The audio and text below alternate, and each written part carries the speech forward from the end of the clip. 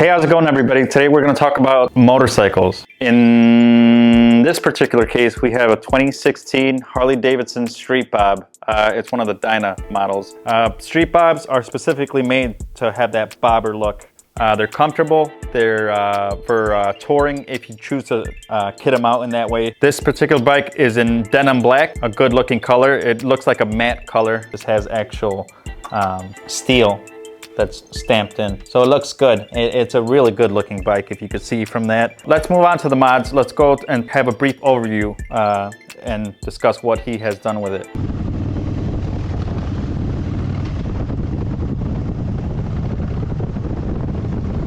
The first mod that I'm going to talk about that he did is his last mod and latest mod that he did. He ventures and travels quite frequently downtown and back from Chicago. He actually put JP Cycles Saddlebags. They look real good. From the feel point, you're missing out on a little bit, but they're supposed to be made for weather. I haven't actually opened these up myself yet, so let's see how much capacity it has. You know, you're not gonna fit dinner for two in there, maybe with both bags at best. The bags themselves, just aesthetically, that they are pleasing. They look like they fit the bike pretty well. All right, up next, what this fella did is the Vance and Hines exhaust. These are Vance and Hines short shots. I think this is what the center point of this whole motorcycle really is the exhaust system.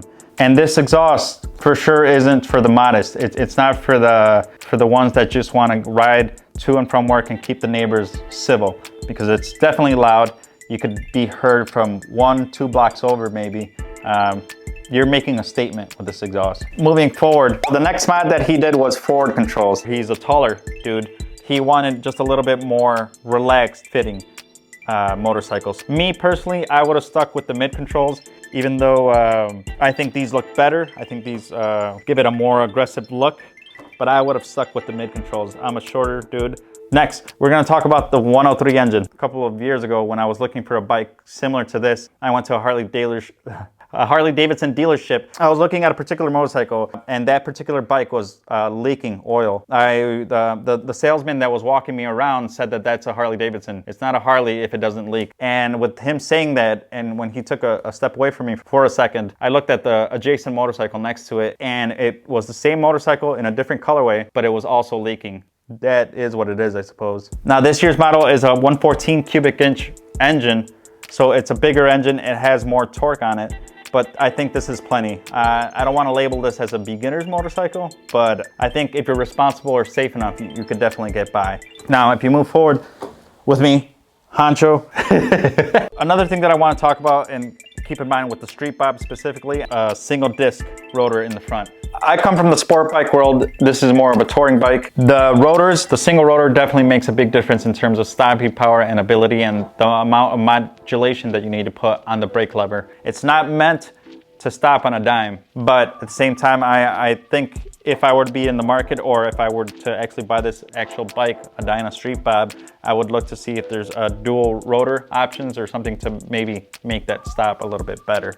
All right, the next part, you can see the other end here of the forward controls that he had set up. Kind of a pain, by the way, to get this installed on this end. This end, you actually need to remove this whole cover and also replace the fluids that you get out of it, just to be able to remove the original mid-control rod that goes through into the back. Another thing that I'll say with the transmission is that this is actually a 6-speed transmission. I've ridden a 5-speed Street Glide that I think I could tell a pretty good difference on the highway. A 6-speed, it just gives you that much more reachability at higher speeds, if that makes sense. All right, we were down there, now we're up here. Top level, 28th floor, Willis Tower. Envision it. I'm envisioning it, are you?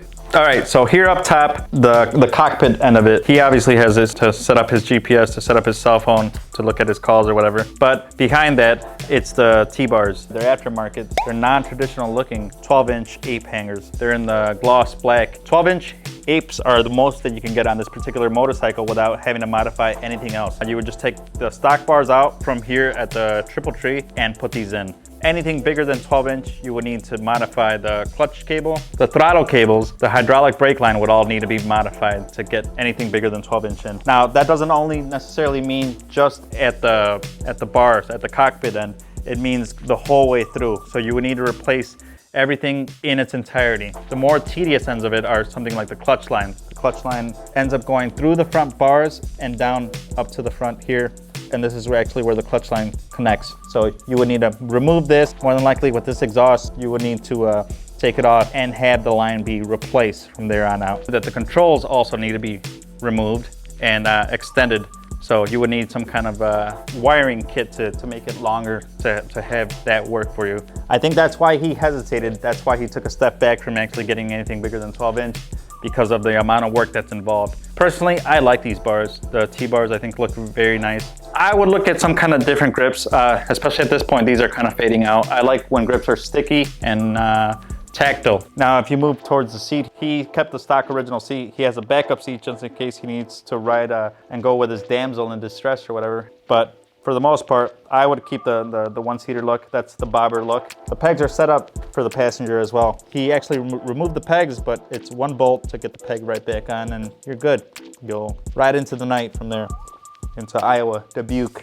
Another thing that you should keep in mind with motorcycles is weight. The heavier the bike is, the more work you're gonna have to do. This is 630 pounds as is shipped. Not a big bike by any means. The more cruiser-oriented motorcycles are obviously heavier than this. So with Harley Davidson at their current status, there's a lot of debate, there's a lot of talk about Harley losing in shares and losing in interest. I can see that and I can understand that. I wish Harley would modernize some of their things just a little bit more and not necessarily match what other competitors are doing with LCD electronic controls and apps to monitor their motorcycles.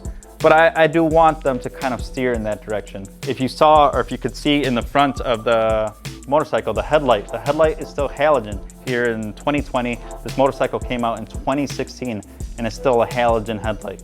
Most of these motorcycles are made or converted into the LED look. The Daymakers, or whatever they're called, are a good look, a good modern mod that most people do and should do. And that's exactly what I mean with Harley being a heritage, but they need to catch up with modern times and do something that makes sense for current day today. They say that Harley, they don't know if they're gonna go out of business. They don't know if they have something that's sustainable. In my world and in my head, I don't see Harley Davidson as ever going out of business. My question more is, what is Harley Davidson gonna do to realize the dream?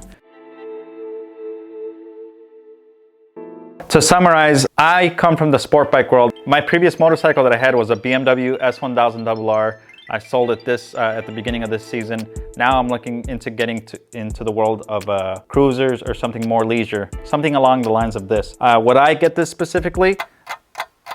I would say yes. This is something that I would look for. I would get this exact color. If not, I would look into the Softail Slims or maybe something like the Iron 883. But that goes into a whole nother world. It's a whole different type of bike. Much smaller, much more nimble. We'll see what I end up with. Whatever motorcycle I do end up getting is gonna have that exhaust. I love that exhaust note. So that's what I'll leave you on. Be kind to yourself, be kind to one another. That's what the exhaust sounds like.